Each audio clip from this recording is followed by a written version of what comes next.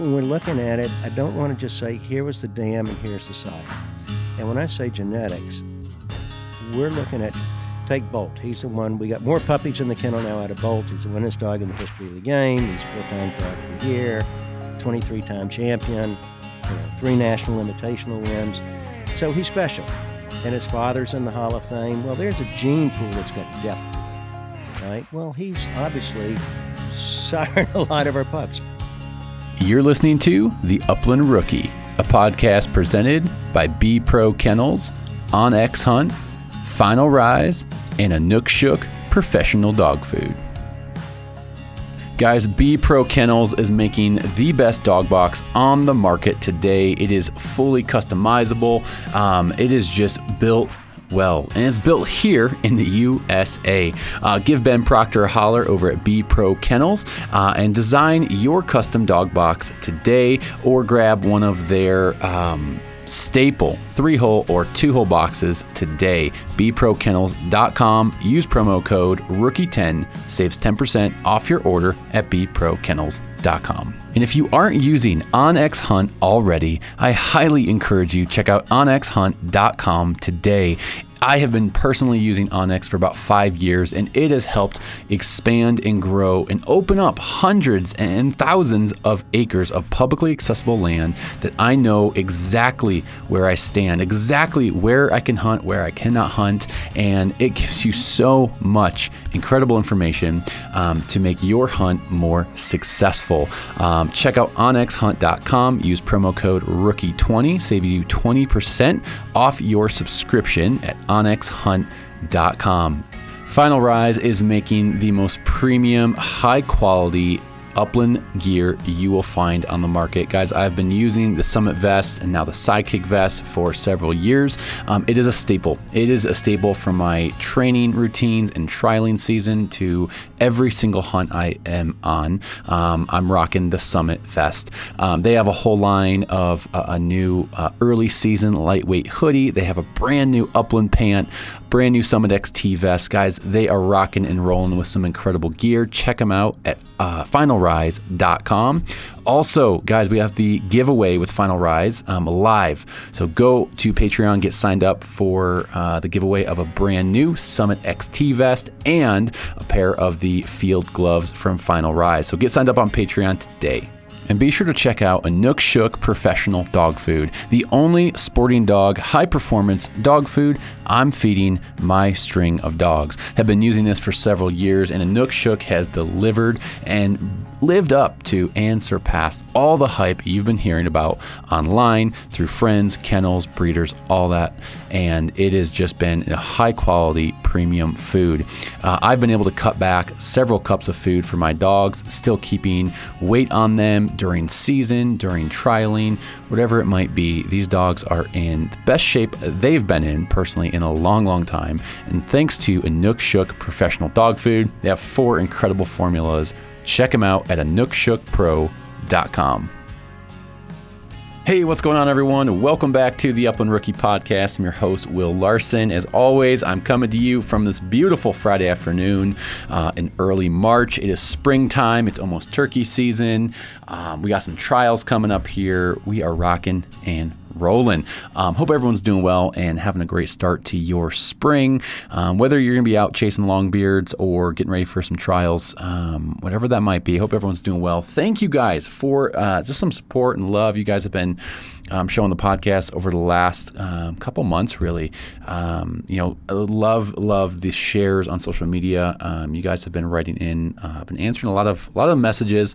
People just catching me up on their season, catching me up. They're asking questions about trials, Nastra, whatever it might be. So love the engagement, guys. Thank you just for following along on this journey of the podcast. As you know, really, really has been a fun project and a fun experience for me personally, just to get to meet new people and learn a lot myself along the way. This is not just me, consuming or giving content out there. I'm consuming this as well from guests that I've interviewed and people I've met online.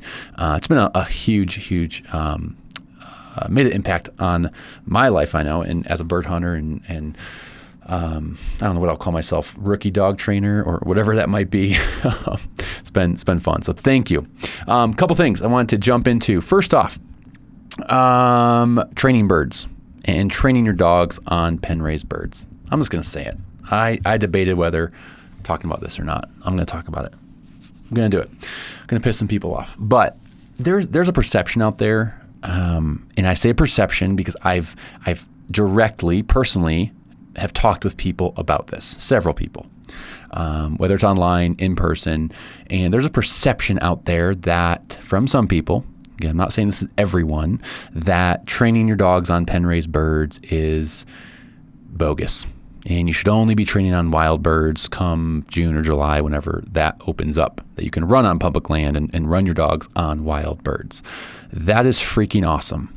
That is fantastic if you can get out to a state that allows that, run your dogs, train your dogs on wild birds. But, okay, I'm going to throw the but in there. Not everyone is able to do that. So what's the next best solution? Pen raised birds. I'm sorry, but that's the other option. It's either pigeons or quail. That is what majority of, I believe, upland hunters have access to. If you don't have access to wild birds and it's not the time to run on wild birds, then you're not gonna be able to do that. And spending that time with your dog, what's the harm? What is the harm in running your dog on a pen raised birds if that's all you have access to? You're trying to create the best possible experience for you and your dog. And obviously there is thoughtfulness, and you need to train your dog and run them on pen raised birds smart. You can't be dumb about it. You can't let them catch it. And you're going to hear in the interview, actually, I talk with George here in a little bit. He talks about pen raised birds and launchers and strong flying birds for training. That's super, super important. So you just have to use what you have access to. And if you don't have access to run on wild birds, or it's not the season, that's okay. And again, as you'll actually hear George, say in this interview, especially with young dogs, it's a little bit of bird work. A lot of it's not, though. Not everything is about bird work. If you're working on maybe force fetch with a dog, or I don't know, healing, but like those things don't even require birds. So I don't know. I know I'm rambling. I know I'm coming off a little, I'm a little amped up right now. But don't let that discourage you. If you're trying to work your dog, run them, condition them, train them, working on something specific, if you have pen raised birds and that's what you have access to, or pigeons and a launch or whatever it might be, like obviously do it smart, learn like what's going to be your training style, what's the goal, obviously. But if that's what you have access to, that's great. Like, get after it, have fun. That's what this is about, having fun as well. So anyways, that's my 2 cents on training birds and pen raised birds. It gets talked about quite a bit. So anyways, last thing before we jump into this interview today, we have an incredible giveaway happening with Final Rise. Head over to patreon.com, look up the Upland Rookie podcast, and become a Patreon supporter today to get entered in that giveaway. We're giving away a brand new Summit XT vest and a pair of the field gloves from Final Rise. So incredible giveaway, over a $400 value. Got to get signed up on Patreon. I posted the details there as well as on social media, so go check that out. I did give an option for you to get one extra entry into the giveaway if you share the post I made on Instagram. Just share it to your stories, tag the podcast. That's a way to get one entry. I'll just tell you, your odds are going to be a lot better signing up via Patreon. So get signed up on Patreon. Everything from Patreon goes back directly to the podcast. So not only are you in this incredible giveaway with Final Rise, but you are helping support the podcast. So appreciate that. Last thing, I do have some hats available still. So if you'd like an Upland Rookie hat, hit me up a direct message on Instagram. The podcast page would be ideal. Haven't been checking the Upland Brits account as often. So shoot me a DM and shipping address, all that good stuff, and I'll make sure to get a hat out to you pretty quickly. And then just Venmo is the best way for payment. All right, guys, this is a really fun episode. I got George Hickox on the podcast today. This is going to be a multi-part episode. I'm going to kind of break it up. It got super long, super in-depth on a whole bunch of stuff. We go way in-depth on trial dogs, on training, clicker training, e-collars, pressure, dog, really development of a puppy. And I love the way George unpacks this for us. So look for a multi-part episode because it was a lot of content, and I didn't want to put that just in one 3-hour chunk. So anyways, guys, be sure you are subscribed to the podcast. Make sure you'll get all the latest episode drops, and be looking for the rest of George Hickox. So this is going to be part 1. Enjoy. Debbie did. I rode the gallery. I was on a busman's holiday. Okay. Debbie's dog ran, campaigned by Sean Kinkler, and 6 dogs were called back for the finals. Okay. And then those 6 dogs ran, and then they picked their national champion from that. And her dog, Jill Z, was braced with the dog that won the nationals. But it was exciting. Dog had a great performance. And, so it was good. That's exciting. And where's that run at again? Sedgefield Plantation in historic Union Springs, Alabama. Wow. Okay. Very cool. Yeah, a ton of trials down there. They have the free-for-all going down there now, amateur free-for-all. And that's a big, big event. That's a social event as well as a field trial event. Okay. Is a free-for-all literally free-for-all, or is this just the name of the trial? No, it's just the name of it. And I mean, there's a lot of people go in. It's, they camp there, and they're, horse trailers and living quarter trailers, and they, hunt a whole bunch of dogs. There's a callback for that too. Unfortunately, they got hot weather down there, so dogs are going to have to be in condition to get through it. But it's it's a big event, but it's an amateur event, an amateur field free for all. Gotcha. So it's a big turnout. Absolutely. Big turnout. That's very cool. That's very cool. Well, George, we're going to dive in here. I'm really excited you agreed to jump on the podcast with me here. I appreciate it. Very excited to pick your brain a little bit and sit down and ask you some questions. So thanks for doing this. But for any listeners, out there, maybe they don't know who George Hickox is. Can you do 2 things for us? Give us kind of a little overview of who you are, and then put us on the map. Where are you talking to us from? Okay, who I am is a professional dog trainer. Okay, I do clinics and train dogs. I've guided from Alaska to Georgia, where I am now. We spend our winters in Georgia in the wild quail plantation country, and we spend our summers in North Dakota. That's a nice little mix there. You get obviously you get away from the snow. You don't want to be trying to train dogs in North Dakota during the wintertime, but it's pretty hot and humid and buggy down here in the summer. Yeah, I'm sure. That's great. Because you go up to North Dakota, like summer, like June, July-ish kind of time, right? Yeah. You can start running on wild birds July 15th. Normally we go up before that. And maybe you're working on yard training. But it's also, you just can't get much dog work done when the heat, comes into Georgia. Sure. Okay? And, I'm not going to tell you snakes are behind every tree, but it's snake time. So, Oof. Okay. So I'd rather be in North Dakota where it's a little cooler. Yeah. And, and then we start running off horseback. Even the walking dogs, okay, client dogs that are walking dogs, they're not going to be riding horses. We still start them off horseback so that we can get the handling in, and we can change the range anytime. And that's one of the big advantages of North Dakota for all of us going out there is we can get our patterning work done. You can't get your patterning done in the piney woods of Georgia or the grouse and woodcock woods of, North Country, Wisconsin, Michigan. You just can't get patterning done to the same degree. So we get our patterning done. We want a dog running in 10 to 2. Yeah. Okay, where he's out in front 10 to 2. And that's not predicated on the range that the client might want or what we might want for a field trial dog. Just 10 to 2. Whether the guy wants a 75-yard dog or he wants a 500-yard running dog. 10 to 2 is how we're looking at. And you just can't get that done in the woods. So that's one of the things. And of course, all the wild birds that are out there. Yeah. I mean, in the cooler weather.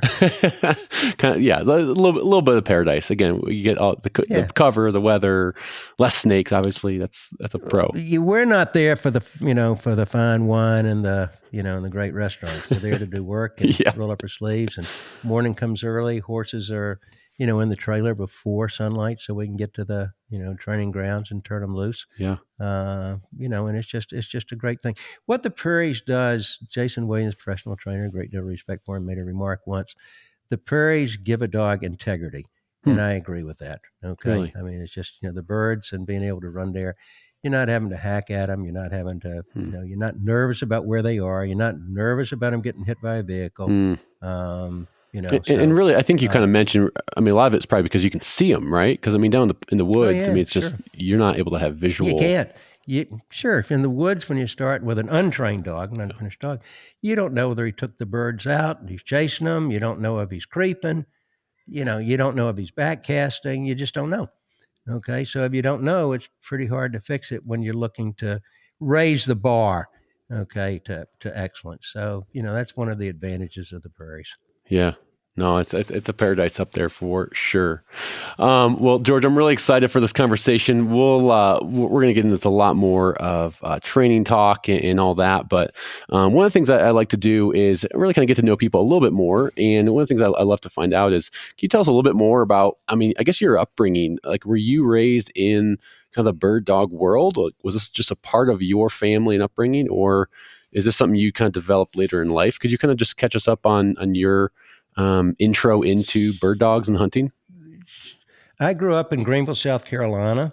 Okay, and back then it wasn't one big city like Atlanta to Greenville. Okay, so there were a lot of small farms, and those farms had quail on them, and hedgerows and soybean and espadiza and so forth.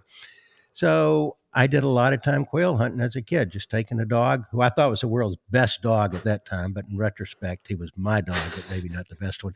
The and I went quail hunting, I went squirrel hunting, I went rabbit hunting. That's what I did. My family did not. They originally grew up in the Northeast, okay, and hunting was not something that was in their makeup, their Hmm. DNA. Um, so I just found it nicer to be in the woods, okay, than it was walking down the street. The I got my first dog when I was 5 years old, and I spent a lot of time in the woods and a lot of time chasing quail with an old J.C. Higgins single shot gun. That was my first shotgun that I saved up from my paper route. Okay, Oh, nice. the and but anyway, that's where I grew up. In Greenville and there. And then, probably when I was a young teenager, I got invited to the Thomasville area of Georgia. I was somebody to go on a wild quail plantation hunt. And of Hmm. course, we're in the capital of wild birds, so to Sure. speak, with quail here. And I went, wow, this is just, the cat's ass. Okay, this is pretty cool. Okay. And it just, became a march and, did that, and I guided from Alaska to here in the western Dakotas, and just sort of gravitated. And then I've been very fortunate to know people. Dog trainers can't afford a private wild quail plantation, so Not in the budget. no, it's not. You're not going to amortize it. It really helps if you've got friends and or clients that have plantations that you've got a place to train on. And so much of training with anybody is the grounds they have to produce the dog they want. If Hmm. they don't have the grounds that they need to, you can't train a duck dog if all you got's a sand pit. Okay, so same thing. So we're real fortunate there, and then. Been in the Dakotas for a long time, and we've made lots of good friends and contacts out there. So we have access to literally thousands and thousands of acres that we run on, which is, it's great. Yeah. So that's what it is. And then somewhere along the line, remember Dave Meisner? He's dead now, unfortunately, died too early, but Pointing Dog Journal and Hmm. Gun Dog Magazine way back then. Anyway, so Dave was a real good friend of mine. And I said, I'm going to take 2 years off from field trials. That's all I did at that time, Okay. before the real guiding. And I said, I'm going to take 2 years off. I'm going to see my daughter play in fiddle concerts and my son play Little League Baseball. Okay. Because when you're on the circuit, you might be in wherever, Hmm. Alberta one weekend and Texas the next. Sure. And so I took 2 years off. He says, what are you going to do? And I said, I don't have a clue. I just know I'm going to see some fiddle concerts. Okay. And he said, why don't you do a clinic? So I did one. Okay. At a place called the Flying Bee Ranch out in Idaho that David set up. And I did the clinic and I said, wow, that was pretty much fun. I enjoyed that. And so then I just started doing more of them and, learned something about myself because before the clinic, if you told me I would get a blue ribbon feeling from doing a clinic Hmm. versus a field trial, I would have said, you don't know me. I didn't know myself because when I started doing the clinics and, it's just a tremendous reward of trying to help people get there and have more fun with their dog. Yeah. That's Wow. sort of So the so were you march already to where I kind am. of just dabbling with like, I mean, obviously it sounds like you were training your own dogs then, and like when did the training become? I guess where did you learn like, how to train dogs? Like was that something you? Okay. Yeah. Well, a lot of it was self-taught, which is not the way to go. I'll tell anybody that. Get a mentor. Okay. But I spent a lot of time hunting. Okay. And then I went to a field trial to see it.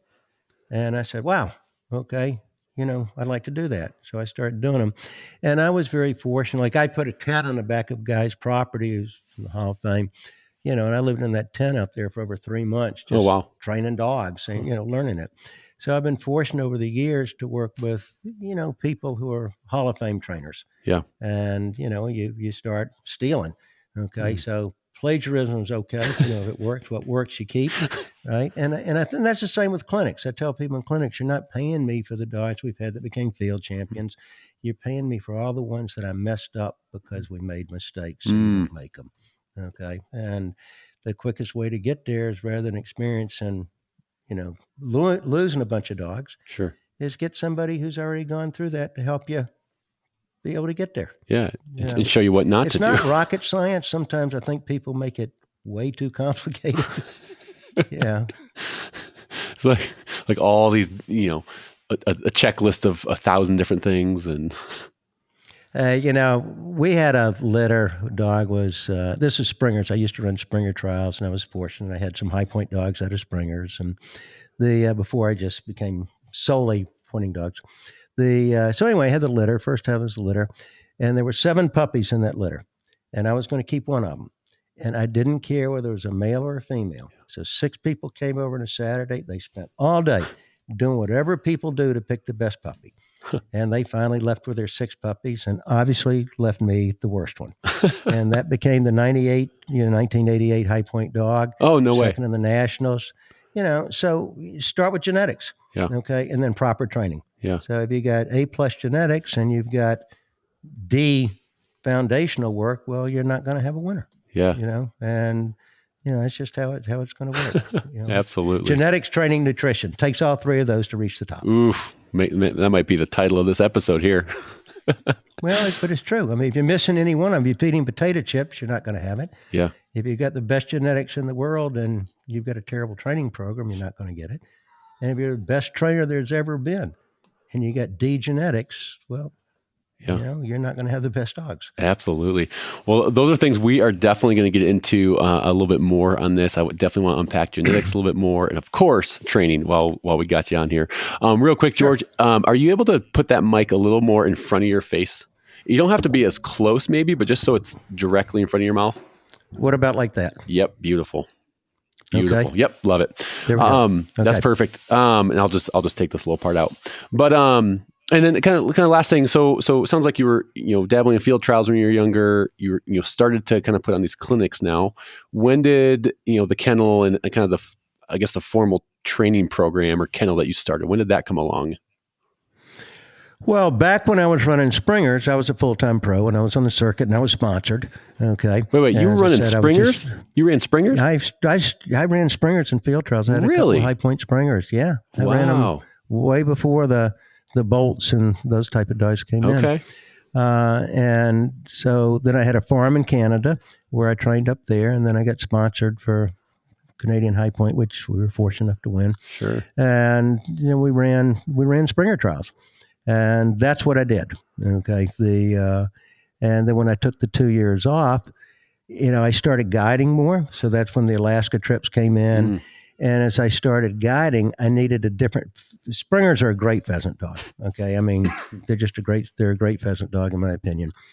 But I was guiding in Alaska, I was guiding in Georgia, I was guiding in so many places that walking behind a flushing dog for somebody, that's a lot of walking. Yeah. So if you take Alaska, I mean it's nicer to send a dog off however far 1,000 yards. And if he's not on point, don't walk there. Mm. Okay, nobody wants to walk the tundra, for the fun of it. Right. Okay, so the pointing dog just became the dog that I was using for the hunting that I was doing, for the commercial hunting, Okay. guiding that I was doing, and that's really where the transition, Wow. came. Okay. So Yeah, that kind I of still moved have you from the Springers to the pointers then? moved me from Flushing dogs. I had some pointing dogs, but I was on the Springer circuit. Okay. That's So that was where most of your energy was focused. And absolutely. Okay. Absolutely. So, I had the others and I did some hunting. I go take them, dabbling in them. And then, it went, and Springers really, we're commercial. That's the bottom line. Sure. Have to make a living, have to pay, have Sure. to pay bills. So if a dog is just staying, if you're not generating income from him, then he becomes a friend staying in your motel room. Okay. And, and that's great. But when you're, making a living out of it, the dog has to generate Sure. income. So I couldn't Yeah. generate income from guiding with the Springer on the type of guiding I was doing. Okay. So, if you're guiding pheasant country, whether that be Nova Scotia, small farms, or, Midwest, South Dakota, Sure. Springer's great. Okay. But that was a limited portion of what my guiding became. Okay. Wow, that's fascinating. Okay, because I have another kind of follow up question on the pointers, but I'll get there in a second. Yeah. Talk a little bit about. I know you've done some training with canine police dogs. Is that correct? Not police dogs so much, special forces. Special. Okay. And when did There's, that kind of then intertwine with your story? Well, that's funny. I was doing a clinic, a bird dog clinic in Rocky Mount, North Carolina. And there were a couple guys from the military who came to that clinic. And I thought they were just on, vacation and came to the clinic. And about the second day or third day of the clinic, one of the guys of the group came to me and spoke to me, and they wanted to get me on base, and they were with a very elite group of special forces, and we'll leave names out of it. And so I went there, and mostly that was Malinois. And I started working with it, and from that there were other. I lost your picture. Okay, Oh, you're good. I can hear you still. Okay, all right. So I'll go back. So they mostly were Malinois, and there were some other people that they invited from various groups within this country and out of this country. And so we just started doing, special forces work. Wow. And I would tell anybody, if you could, to be able to train a bite dog. I don't mean the police dog who barks from the back of the thing. The dog is going to find IEDs, take targets out, make sure that you come home to kiss your bride and your kids hello. That dog is trained to a very, very high level. And training, in my opinion, learning is learning. I think the dog learns the same way. The task might be different. For example, let's take an IED. So we know that, the period of portion, there were ground bombs. Sure. So the dog's job was to alert us that don't keep walking in this direction, right? So you wouldn't want that dog to smell it and then dig it up or take it out. He'd have to stop, wouldn't he? Oh, and when you see him stop, sure. say, whoa, what's the difference between that and a pointing dog pointing a covey of quail? Oh, he my can't goodness. take them out. It's the same thing. Yeah. Okay. It's just the task is different. Okay? Wow. So once I think somebody understands how a dog truly learns and doesn't get anthropomorphic, not trying to use a big fancy word my daughter taught me, the reality of it. So I think one of the biggest stumbling blocks, and I'm sure we'll get there further down our conversation, are mistakes that people make, or current mistakes that I see frequently happen, is not understanding how a dog learns. What is he? Okay. I mean, my biggest one, which won't make me popular with everybody, but let's take the thing when somebody says, okay, the dog wants to please you. I ask people in a clinic, I want you to tell me one thing that your dog has ever done that the reason he did it was to please you. Hopefully he did all kinds of things to please you. He pointed, he brought back a bird, you scratched his ears, you had a good time. Okay. But what did he ever do that he said, you know what? If I do this, it'll make Will feel really good? This steak is really good. You want part of it? Well, I've I don't never see that. thought about that, George, but that makes total sense. But it's true. So, if we, and I think to complicate it with people there, it's easy to like people who are nice to you. And it's very difficult to like people who are not nice to you.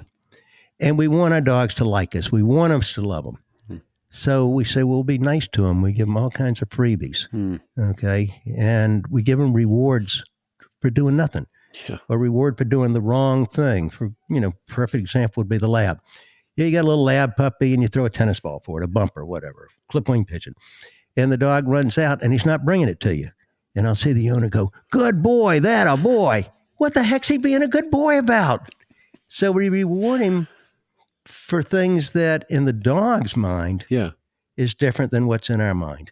So learning what a dog is and how he works, he's not complicated. There's not a bunch of rules. Yeah. But if you break those rules, it's going to make training more difficult. Wow. That's fascinating. So these special forces guys, then they were really, it sounds like coming to the clinic just to learn how you or someone trains the dog and how the dog works or understands, right? And then just apply that same kind of method, would you say, to their task? Yeah, I guess, barring some of the methods that work, okay? But these are guys that, for all intents and purposes, have had dogs. They've probably been deployed, okay? And they've come back with a dog that's been deployed. So numbers of things might happen. Maybe the dog is leaving early to get a bite. Well, that dog wants to get the bite as much as your bird dog wants to get the bird. That's their motivator, right? Yeah, he's not unpredictable, okay, but he's been trained. So early on, his whole life has been, biting is fun, tug of war. I mean, just like you wouldn't take a bird dog to the quail pen and beat it up because it was jumping on the quail pen. Well, it's the same thing with a bite dog. You got to make playing tug of war and getting the guy in the Pillsbury Doughboy suit, the big bite suit. It's supposed to be fun.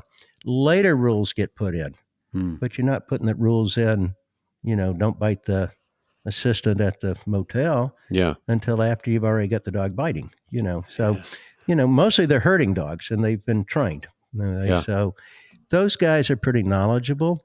We're brought in a lot because of electronic collar use, okay, because it's a little different. Those, the Mal and some of the shepherds, I mean, they're tough dogs. Yeah. So they can take more pressure than maybe some of the bird dog breeds. Sure. Okay. So by taking the pressure didn't mean the pressure was the correct way to do it. And I'm not a goody two shoes now. Sure. I mean, I'll say to all our viewers, if I had an epiphany today that said, if I hit my dog over the head with a rubber mallet and knocked him out, he'd wake up trained tomorrow looking like $1 million. We're going down to Lowe's. The reason we don't is it doesn't work. Sure. Okay. So you want things that's going to work to create a student that says, I enjoy going to school.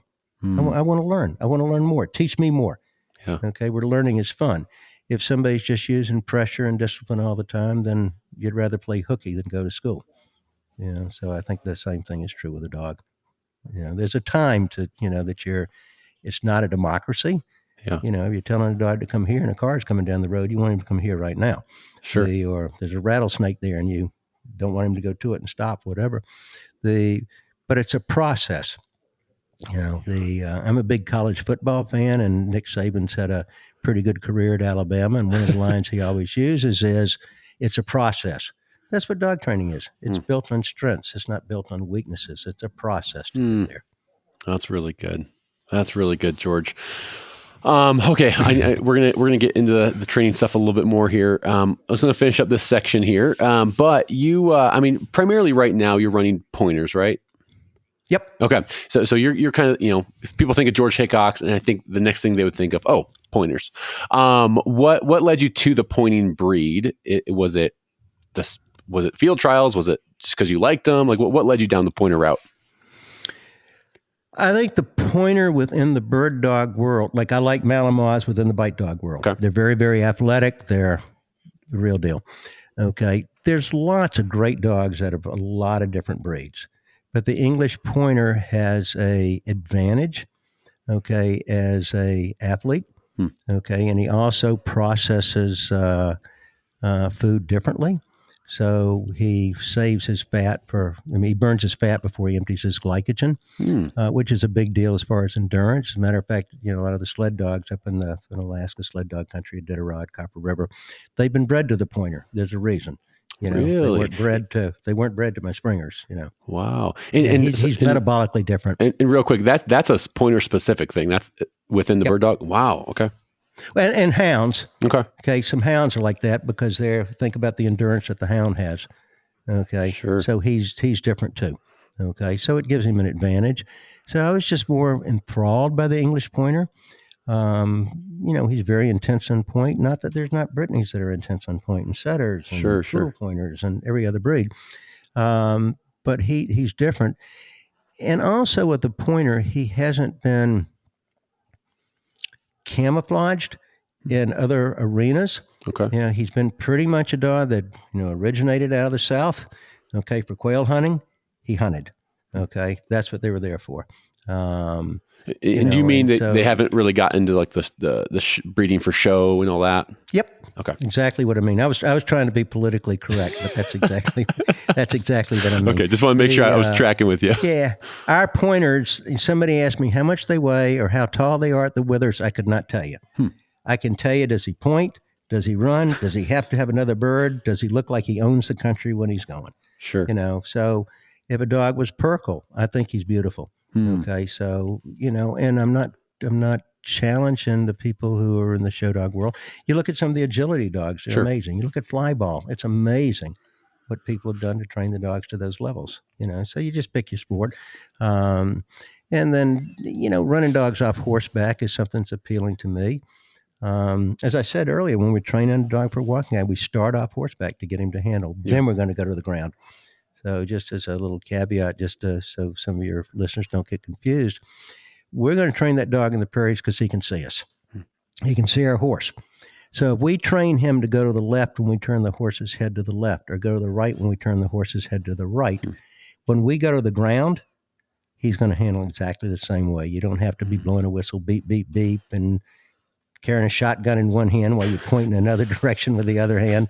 Okay. Just, he's going to go with you. Yeah. Somebody says, well, here you have this big running field trial dog. How's he going to go with you? He just does. Because he's cueing off of, in the first case, the horse. Now, yeah, right. So he's, that becomes his beacon. And then later he's going to cue off you when you're on the ground. I'm not talking about dogs that are rebels. And that's probably more pertinent to us in the shooting dog arena. Those dogs are going to be, call it 500-yard dogs. Versus the all-age arena, they're going to be much, much bigger running. And they're going to be a little different makeup, okay, in their desire to be. One's going to be a little bit less independent, okay, and one's going to be a little bit more independent. Sure. So one follow-up question on the pointers for you. So when you're doing breedings, then are you then not putting as much emphasis on, let's say you have a real big male, like you're not, again, your priorities, George's priorities, are you not paying as much attention to the size and, we want smaller, we want bigger, or is that just not a huge priority? Or I'm not going to say I don't want a midget, and I don't want a dog that's so big that he's lumbersome, sure, that he can't carry his body weight. So, you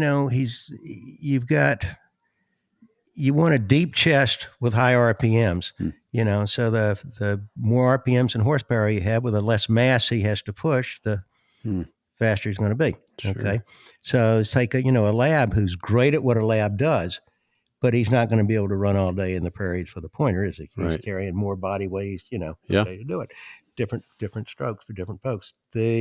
So when we're looking at a breeding, it's going to be real simple. We're going to start with genetics. It's not whether he was orange and white. It's not whether he was liver and white. It's not whether he was black and white. So that's out the window. That's out. That's gone. Okay. And when we're looking at it, I don't want to just say, here was the dam and here's the sire.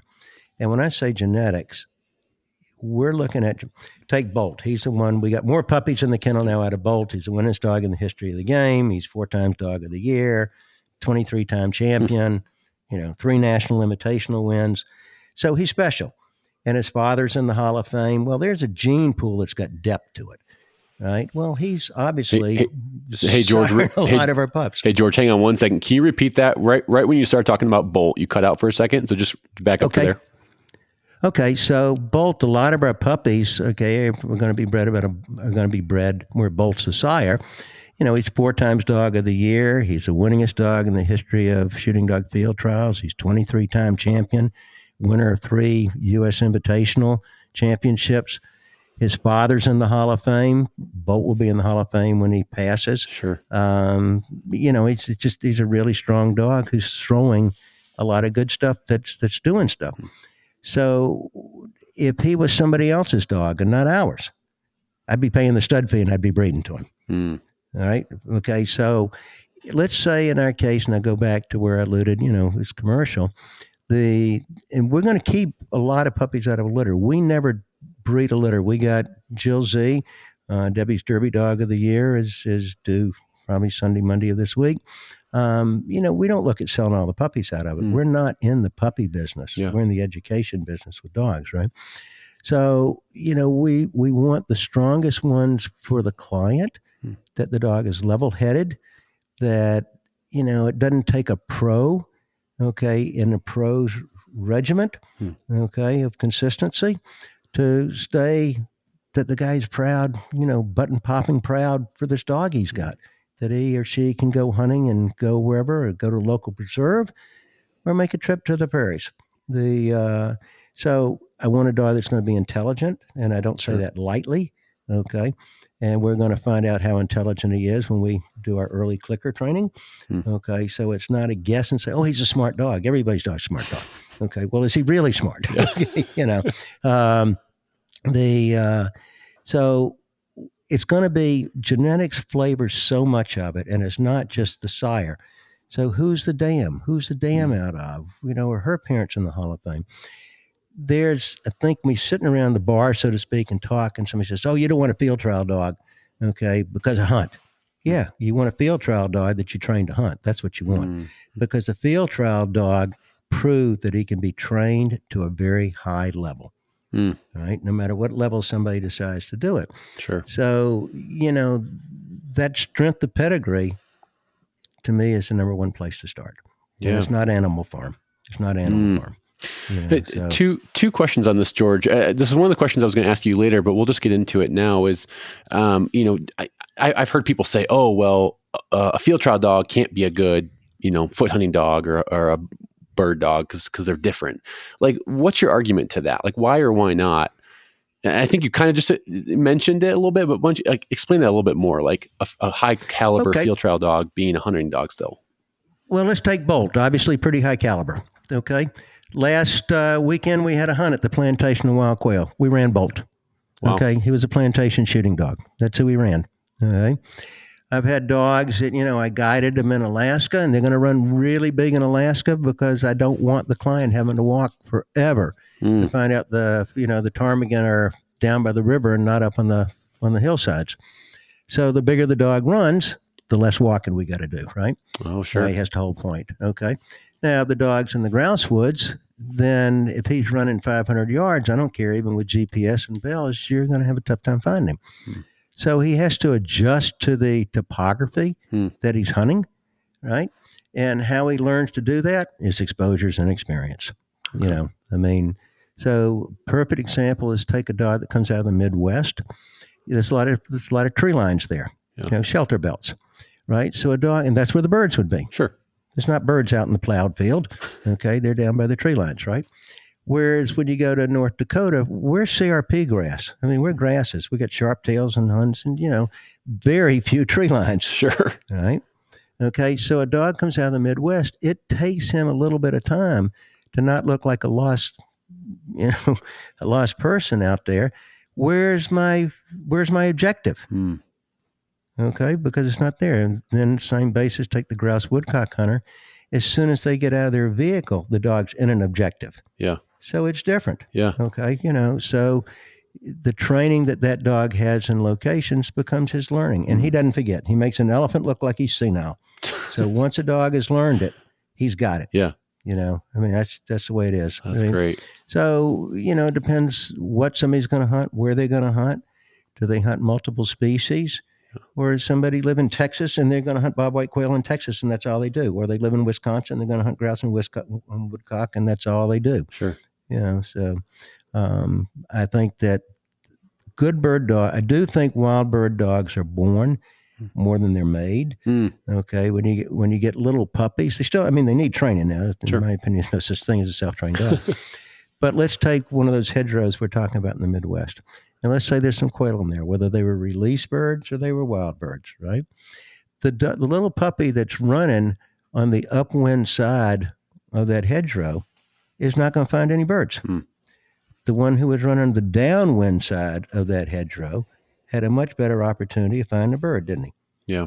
So as a predator, the dog that was more genetically inclined to hunt the downwind side of that hedgerow is going to find more birds than the dog who hunted the upwind side.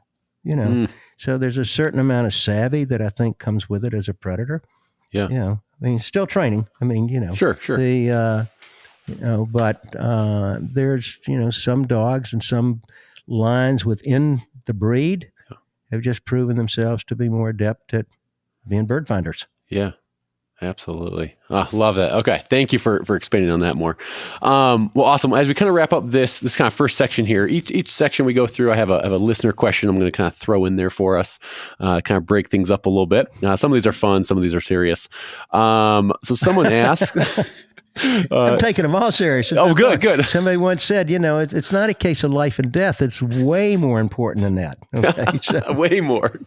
Well, someone, I think I left this one out on the outline, but someone asked, they said, ask George what his favorite hockey team is. And I'm like, I don't even know if George likes hockey. Listen to my accent. I know. I'm like, ice is something that you put in tea. Okay.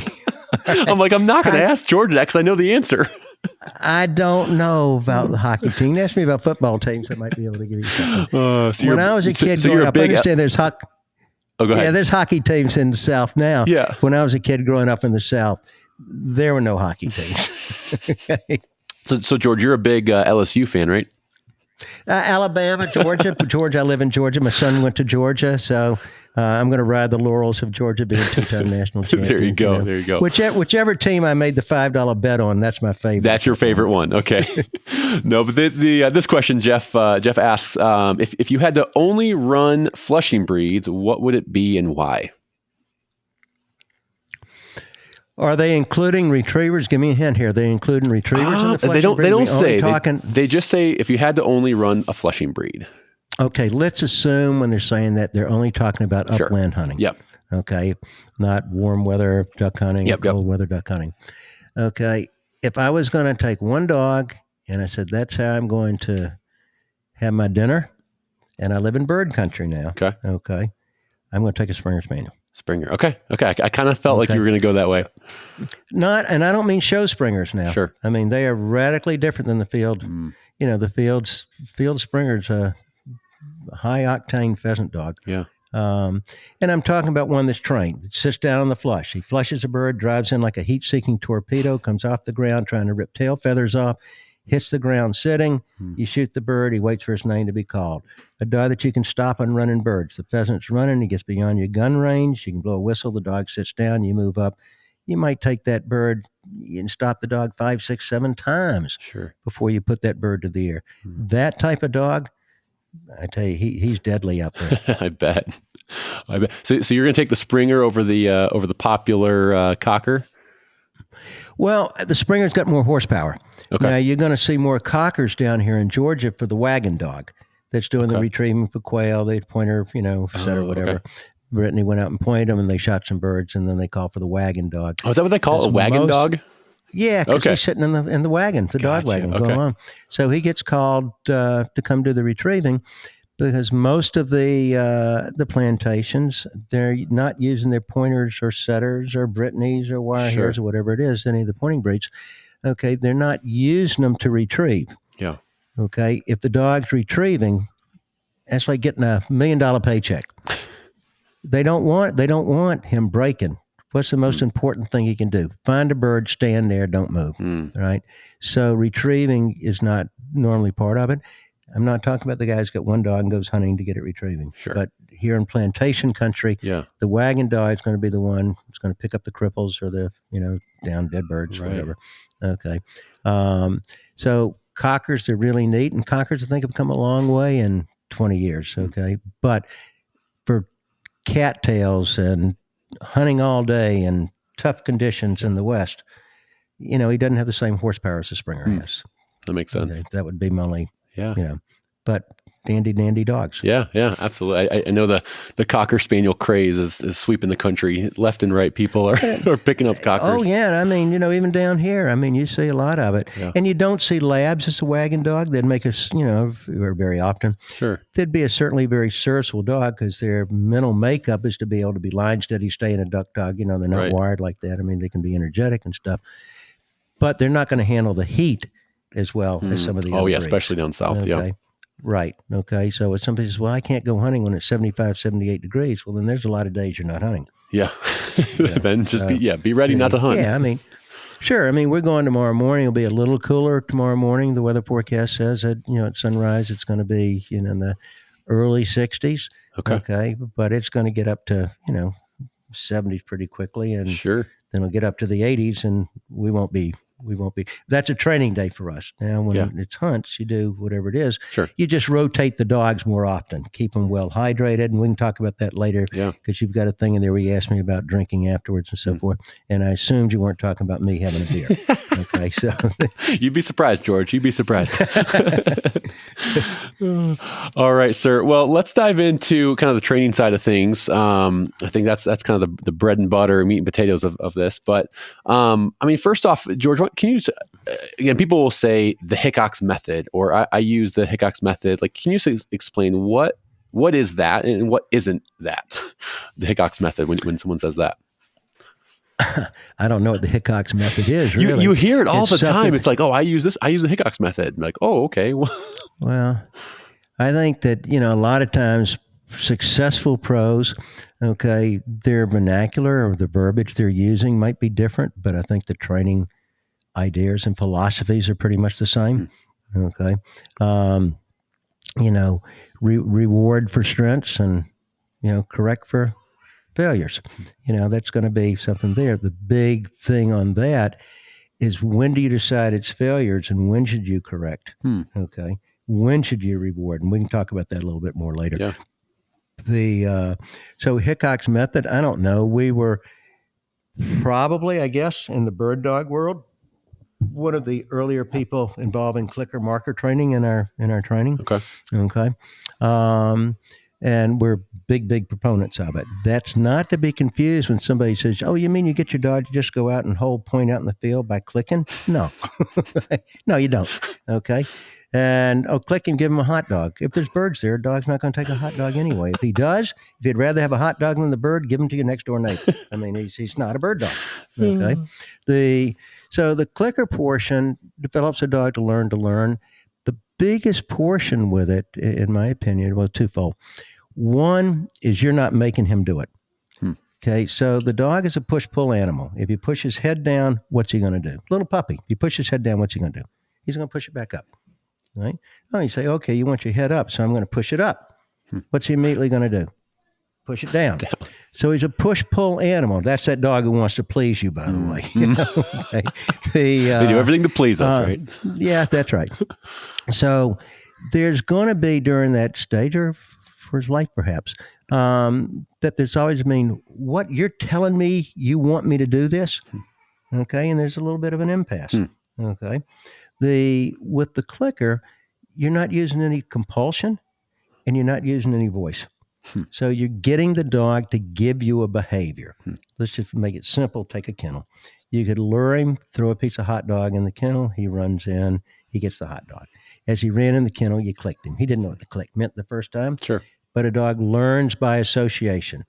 So, there's nobody who trains dogs in any breed, any task, that can say he doesn't learn by association. I mean, it's what it is. Yeah. So with enough consistent repetitions of that, the dog says, oh, when I hear the click, I'm getting paid. All right. You don't have to pay him right then, nor should you. What you told him is, good job, I'm going to pay you. If you didn't use the marker, when would you have to pay him? You'd have to pay him right when he did the act. So let's take that whale down in SeaWorld, that was trained to jump up, okay, with Sure. a gal on his nose there, and you hear the marker, okay. If they didn't use a marker to say, good job, I'm going to give you a piece of fish, they'd have to give the whale the piece of fish at the top of the jump. Because if he got it when he went in the water, he says, when I fall back in the water is what causes it. So you're trying to capture a moment, right? So by using a marker, it buys you time to administer the reward. Later, we'll get into it, also gives you time to administer correction, but we'll worry about that a little bit later. Okay. So by marking it, saying, good job, like you just scratched your chin. Yeah. Okay. So let's say that you scratched your chin and I went like that and I gave you $100. It's not going to take you many times before you're sitting here scratching your chin saying, give me $100, right? Yeah. Okay. So I wouldn't have to say, scratch your chin.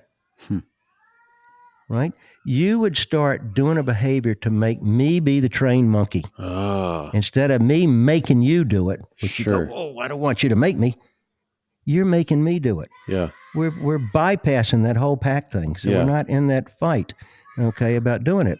And you take a dog like a Malinois, I mean, you don't want to try to push him. I mean, he's been trained to do body core damage. Yeah. I mean, it's not going to work well for you. Yeah. Okay.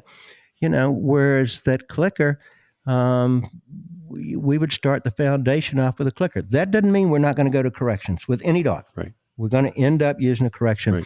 And you say that right now. We're not going to teach a new behavior with a correction across the board. We're going to teach excellence with a correction. Okay, that there's no option. So we're not using corrections or pressure to teach the dog a new behavior. Does that make sense? Absolutely, it does. All right. So then once the dog has it, take that kennel thing, that he's now running in the kennel to make me pay him, isn't he? You got a thing where you ask him about boards later, which we'll talk about, but same concept. Right? So the dog runs in the kennel and I pay him. But and I click him. So if I clicked him, I can't lie to him. I'm saying, good job, I'm going to pay you. I just don't have to pay you right now. The clicker is reminding them that they will get paid. It's a marker. Hey guys, that's a wrap of part 1 of the George Hickox series. Be sure to check out part 2 and part 3 coming in the next day or so. Really excited for you guys to hear the rest of this conversation. George really starts to go a little more in depth and unpack a whole lot more of training, development. It's just been a really, really fun series to work on with him.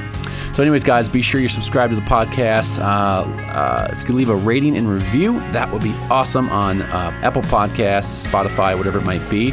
And share it on social media. Maybe share this episode. Maybe share another one that was impactful to you. Maybe something you took away.